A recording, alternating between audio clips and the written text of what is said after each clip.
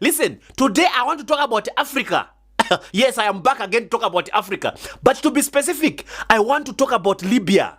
You see, if there's one thing that they don't want you to know, or the story that they don't want to hear, is the story of how Libya became heaven on earth. They don't want you to know that story. I mean, for what for? For who?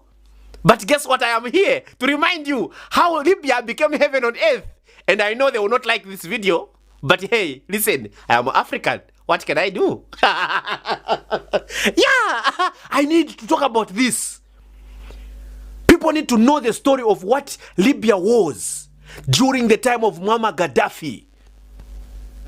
A leader that wanted a one Africa.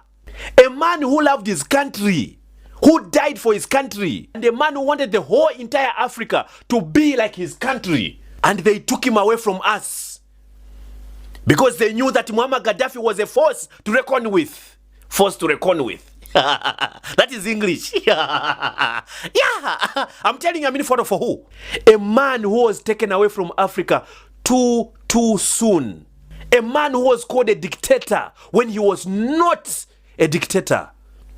Listen, you see, while the Western world painted this man a terrorist or a dictator, deep down in their hearts, Muammar Gaddafi was the name that they feared the most. I'm telling you, I mean, for who? They feared this name just by the mention of the name. They were shaking because they knew the abilities that Muammar Gaddafi had. Yes, it's true. I mean, for who? Eh? Even now, when they hear the name, they shake. Yeah. Wait, I'll remind you the reason why that man was turned against his own people. I'll remind you. Number one, do you know that in Libya, it was the only country without debt? Do you know that Libya was the only country that had people of Libya own flats, all of them? No one was homeless. I mean, for what for? For who? Did you know that the people of Libya were the only people that could get loans at zero interest rate? Huh? How? I mean, for what for who? Eh? Did you know that in Libya there was nothing like electricity bill? Electricity was free in Libya. Hold on, I'm still going. I mean, for who? I have more information for you. I have more information. Did you know Gaddafi had vowed to make sure each and every citizen of Libya had a house and put his parents last? He said, my parents will be the last ones to own a home. Tell me which African leader right now can put their parents last to receive a house in an African nation. Tell me which one. You feel it, huh? Can your president put their parents last to receive a house? But Gaddafi made sure each and every citizen of Libya had a house. And the parents were last to have a house. He had vowed. I mean, for what for? For who? I'm still going on. Listen. The interesting one. Did you know that in Libya, all the newlyweds were gifted $50,000 to buy their new house? The newlyweds, you people that are getting married, you people that are couples, you newlyweds, you people that are having weddings. Imagine having a wedding and after a wedding they give you a $50,000 to buy your new home. That's how the people of Libya lived the time that Muammar Gaddafi was still alive. I want you to sit down and just think critically for a moment. Think critically for a moment. I'm still going on. Did you know that in Libya, education and treatment, health facilities, they were free? If the Libyan citizens did not manage to find any medical facilities or medical treatment within Libya, the government would automatically fund that citizen to go out abroad to seek treatment. Not with their money, no. Oh, that is an African country.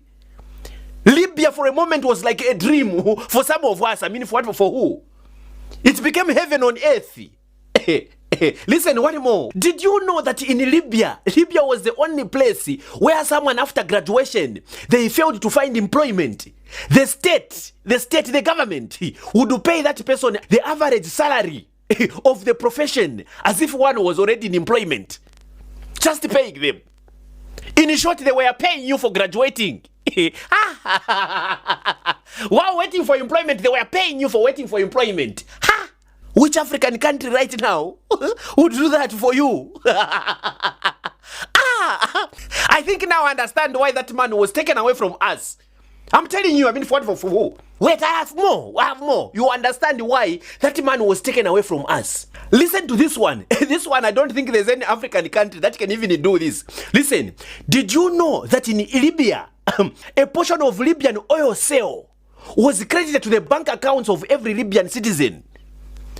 Huh? Which country? You in your country, the minerals that they are digging and whatever mineral natural resources they are digging in there, do you even get a share, you? Who to give you a share? You tell me. Eh? Some of you have never even seen any benefit from those natural resources up to date.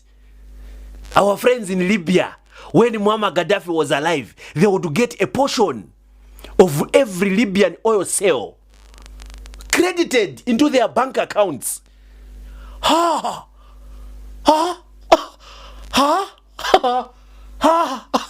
Did you know that in Libya, any Libyan taking up farming as a career was given free land, free farming equipment, and was also given free livestock to kickstart their career for free? In Libya, only in Libya. Did you know that? Who would give you farmland this time? Eh? Even your own land, your birthright, they are giving someone else, not you. Yeah, I'm telling you, I mean, for who? This is the truth, I'm telling you. That was what was happening. That was what was happening in Libya. I know right now there's nothing we can do to bring back Muammar Gaddafi. But believe me, you African leaders, go back to the policies of Muammar Gaddafi. Go back to them. Do not sleep on them. I mean, for what for? For who? I know most African leaders don't even want to hear about the policies that Muammar Gaddafi had. They don't want to hear it because they're scared. I know you will say, no, this chap is just talking. He doesn't know what he's talking about. No, I know what I'm talking about. And the fact is that I know that you are scared as a leader. You don't want to end up like Muammar Gaddafi. That's why some of you are far from being leaders. Some of you are just fortunate that you are in those seats because you're not willing to go that far for your people. You're not willing to go that far for your African continent. Yes. I mean, for what? For who? Very sad indeed. I mean, what for? For who? Please, each and every one of you who is seeing this video, you have a task. Remind your African leaders of what Muammar Gaddafi had made Libya to be like. Remind them. Mention their name in this video. Believe me, they can take away one, but they cannot take away all of you. I mean, for what for? For who? I'm telling you. The policies of Muammar Gaddafi, African leaders, please do not sleep on them. I beg you. Find out how the Libyans were living during Muammar Gaddafi's reign or rule. Go and find out. I mean, for what for who? The problem is that you like watching porn. I'm sorry about that one. I went off. But yeah, go and research. No one is ever going to talk about it. No one is ever going to remind you that Libya was heaven on earth. They will never remind you. And to Muammar Gaddafi, may your soul rest in peace. You great son of Africa. Thank you so much.